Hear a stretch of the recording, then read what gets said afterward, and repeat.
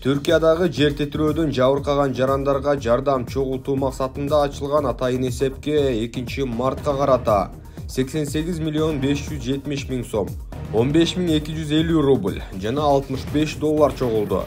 Бул тууралуу Каржы министрлигинен билдиришти. Белгилүү болгондой, Түркияга жардам үчүн министрликтин борбордук казыналыгында атайын бирдиктүү депозиттик эсеп ачылган. Жардам берүүнү каалаган жарандар ал эсепке сом, доллар, рубль жана евро валютасында акча которо алышат. Бүгүн 2 мартта Бишкек шаарындагы айрым базарлардын соодагерлери митингге чыкты. Жалпысынан 1000ден ашуун адам чогулганы айтылат. Митингчилер министрлер кабинетинин салык саясатына нааразы экенин айтып, электрондук товар транспорттук коштомо кагаз, ККМ жана электрондук эсеп фактурага каршы чыгышты. Соодагерлер буга чейин да нааразычылык акцияларына чыгып келишкен.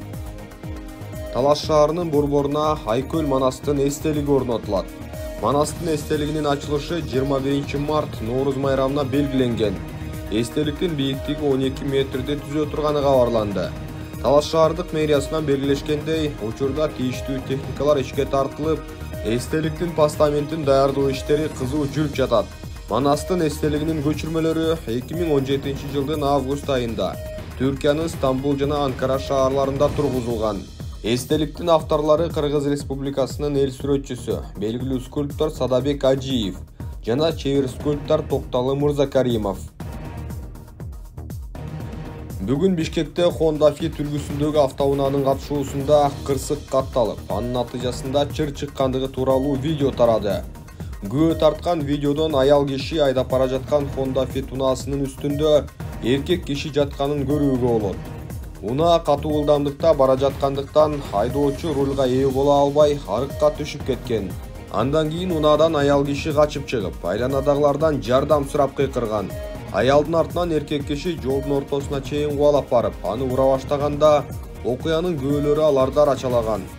1 май райондук милициясынын басма сөз кызматы билдиргендей, аталган факт каттоого алынып, териштирүү иштери башталды. Учурда окуяга катышкан адамдарды табуу боюнча ыкчам издөө иштери уланууда. Окуя Бишкектин профсоюзная көчөсүндө катталган.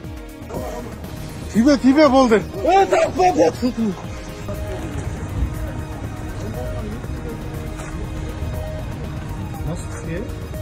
Baş benim muhabbet üstünde olsun. Başlayalım kaç. Türkçüne yazım ayağım. Türkçenin aydalı yetti, aydan dilbeytti. Bıraktan önce tağından tosu muğulu gittim. Жогорку кеңештин 2 марттагы жыйынында депутат Эльвира Сурабалдиева Сокулук районундагы сексуалдык зомбулук фактылары боюнча 2 маселени көтөрдү. Буга чейин маалымат каражаттары 13 жаштагы бала менен 9 жаштагы кыздын зордукталганы тууралуу жазган. Ал Ички иштер министрлигине Сокулук районунун тергөөчүлөрүнө тергөөнүн сырын сактоону үйрөтүү өтүнүчү менен кайрылды.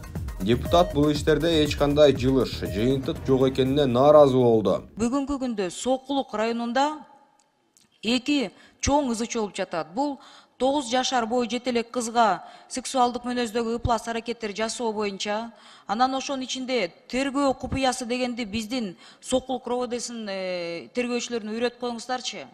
Бул биринчиси.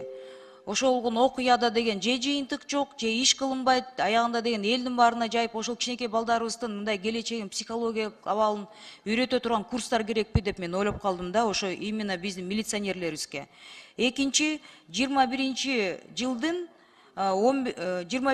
март айындагы 11 жашар баланы 2 эркек зордуктап кетет. 2 жылдан бери тергөө чечилбей жатат. Эмнеге? Башкы прокуратуранын прокурорский надзору каякта карап жатат. Ички иштер министрлигин мен ойлойм, чоңдордун балдары зордукталса, же кыздары, же неберелери ызычы болсо эле көңүл бурасыздарбы деп мындай элдин баары ошондой суроо берип атышат.